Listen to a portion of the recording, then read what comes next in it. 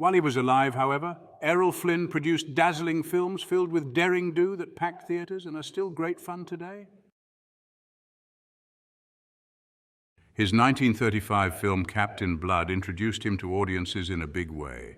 His 1938 film The Adventures of Robin Hood is a better action flick than just about anything Hollywood's produced in decades, and it's clear when you watch it how much fun he and the rest of the cast had filming it. The 1942 boxing movie Gentleman Jim is a real knock-'em-out joy. Flynn wasn't just acting there either. He frequently bare-knuckle brawled in lulls at his house parties too. By the time of his 1948 swashbuckler Adventures of Don Juan, he had lost much of his gusto deep in the bottle, though despite the somewhat phoned-in performance, still put some of his seductive prowess on display with typical hero archetype wit, charm, and antics. Flynn's films are great pleasures to watch. The man himself is plucky, dashing, and magnetic, and it's easy to see how he waded through as many women as he did. One note of interest is that something not showcased in his films is his knack for telling tales, which doubtless played a role in his real-life seductions. Here's an excerpt from an article that details this a bit. Errol was the principal architect of his own myth, and in a ghost-written 1959 memoir, My Wicked, Wicked Ways, he claimed to have indulged in piracy on the South Seas, killed a man in Papua New Guinea, smoked opium in Hong Kong, and engaged with the Nazis while smuggling guns to the Spanish Civil War. And all of this before he hit the big time in Hollywood and started merrily sowing his seed. How verifiable all of that is open to debate, but almost beside the point, because all of Flynn's Hollywood friends attest to the fact that he was a wonderful barroom spinner of tales which, if not exactly true, really ought to have been. Fun fact, Errol Flynn was good friends with another actor we've seen on Girls Chase before, David Niven, who played the role of seducer David Slater in a film I reviewed last year, The Moon is Blue. The two actors rented a house on the California coast, which Niven nicknamed Cirrhosis by the Sea, due to the wild alcohol-fueled house parties they threw there. Guests at one party claimed Errol Flynn played a song on the piano with his penis. The house was also full of peepholes, microphones, and one-way mirrors Flynn used to voyeur his female guests. At one point, Flynn caught himself a couple of statutory rape accusations from a pair of unrelated 17-year-old girls, both of which he was ultimately acquitted on. While these didn't do his career in his drugs and boozing, and how impossible it made to have him on a production, ultimately did. Before his Hollywood career more or less died, Flynn twice won the Golden Apple Award's Sour Apple for Least Cooperative Actor in 1943 and again in 1948. The expression, "in like Flynn," is supposed by some to have come from the ease Flynn had of getting women into bed. Flynn was reportedly very pleased with both the phrase and its popularity. Aside from seduction, Flynn's real life was every bit as chaotic as his on-screen performances. He was kicked out of one school after another over fighting and troublemaking. Though the last time he was expelled, it was due to an affair with a schoolmaid. This affair caused his then-fiancée to call it quits with him. He killed a native in self-defense on an ill-fated gold mining expedition to Papua New Guinea and was reported dead outside Madrid when he went visiting in the midst of the Spanish Civil War. Turned out he wasn't dead. He'd just received a few grazes from bullets is all. When he was banned from bringing alcohol onto set due to his binging and ranting at the film crew and production bosses, he took to injecting booze into oranges to bring with him instead. Flynn had 4 known children with 3 wives. He ran away during the births of his first 2 children. While his first child was being born in the US to his French first wife, he dashed off on a trip to Brazil. His second child was born in Mexico to his second wife, an American. Meanwhile, he was up visiting in New York City. He did come to visit her once the baby was born, but took a break from the hospital, hit up a nearby bar, ran into one of his wife's girlfriends, and proceeded to bed the friend. Aside from the children known to him, he had multiple other women claiming he'd fathered their children. One of them showed up at his place with a gun. Considering the host of venereal diseases Flynn had, so many in fact that along with other hard partying-induced health issues, they disqualified him from serving in World War II, he didn't seem to be overly fond of safe sex. So, odds are, some of those claims of him fathering other children may well have been true. His adventurous and self-destructive streaks ran in his blood. Flynn's photojournalist son Sean disappeared in Cambodia in 1970 after being stopped by the Viet Cong, and his fashion model daughter Arnella, like her father, descended into booze and drugs, and died strung out and emaciated in Jamaica.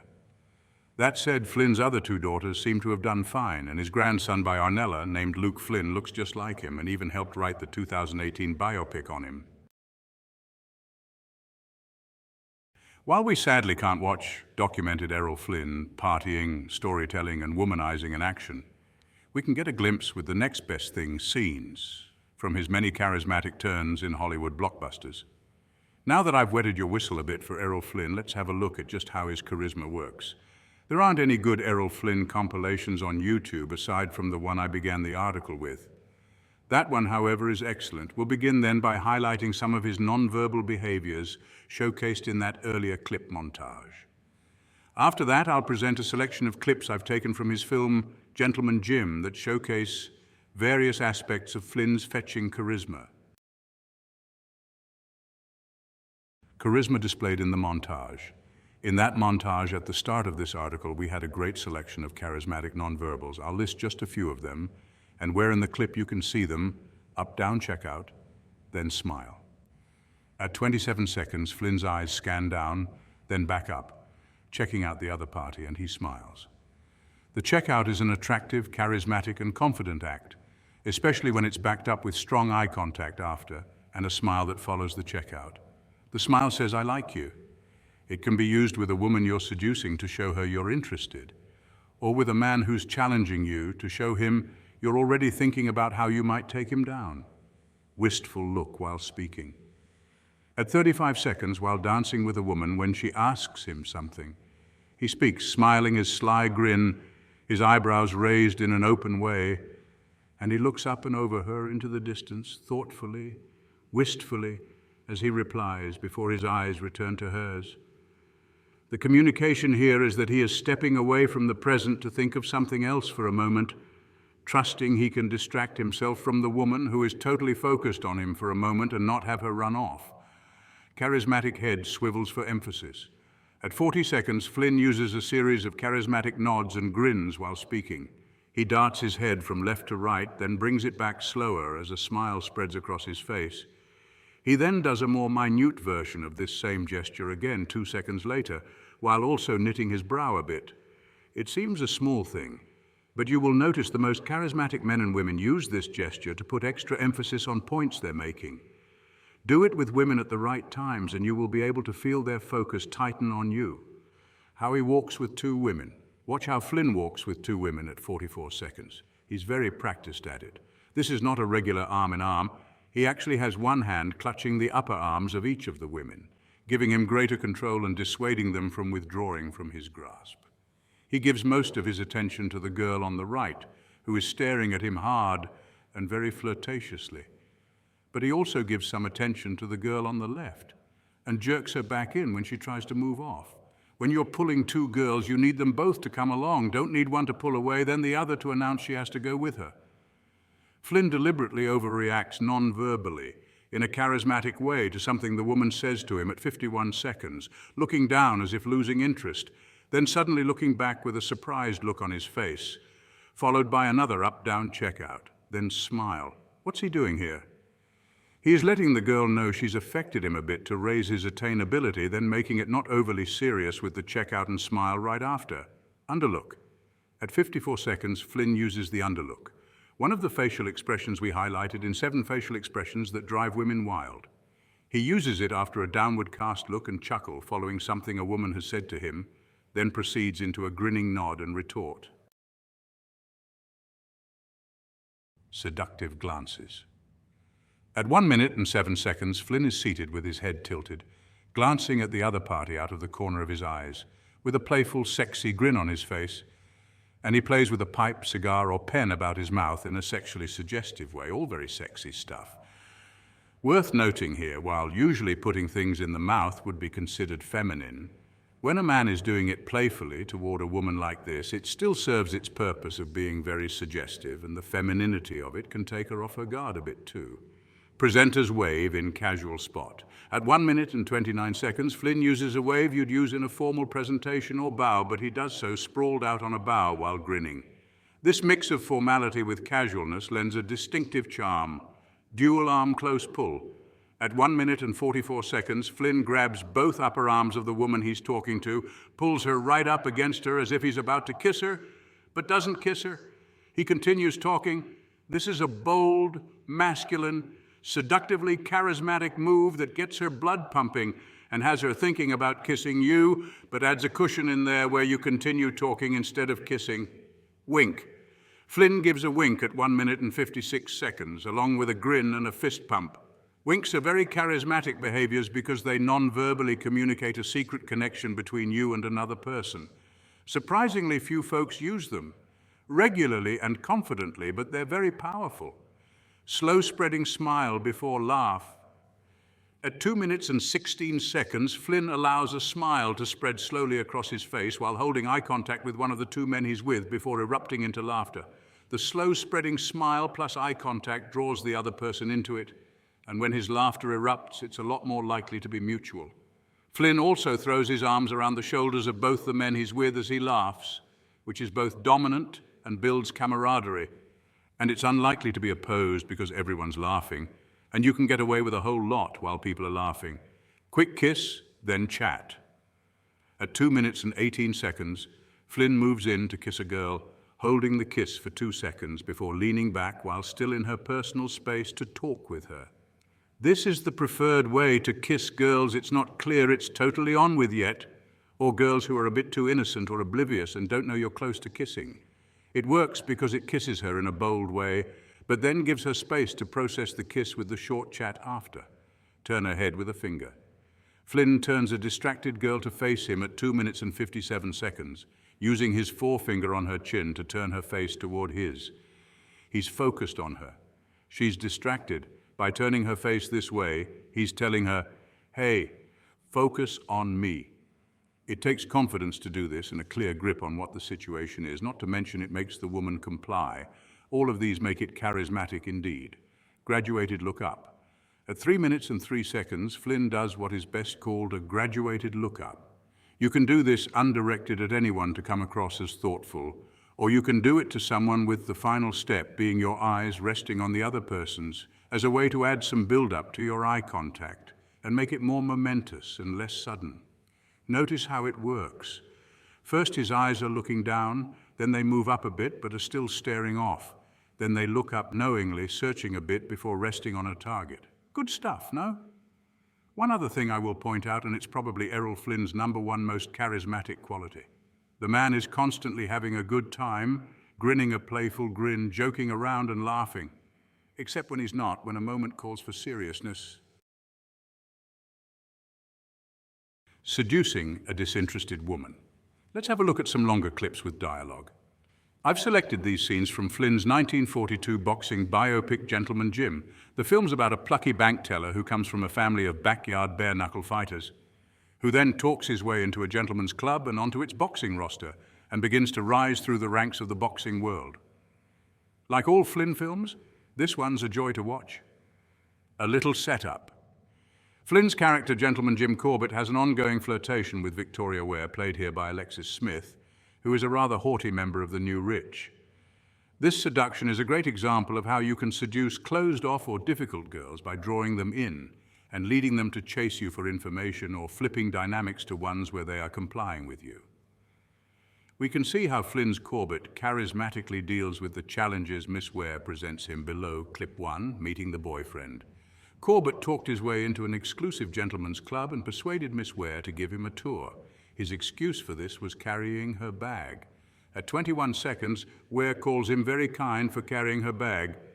Watch how Corbett Flynn handles this compliment, basically dismissing it by smiling and nodding down and away to avoid nice guy territory.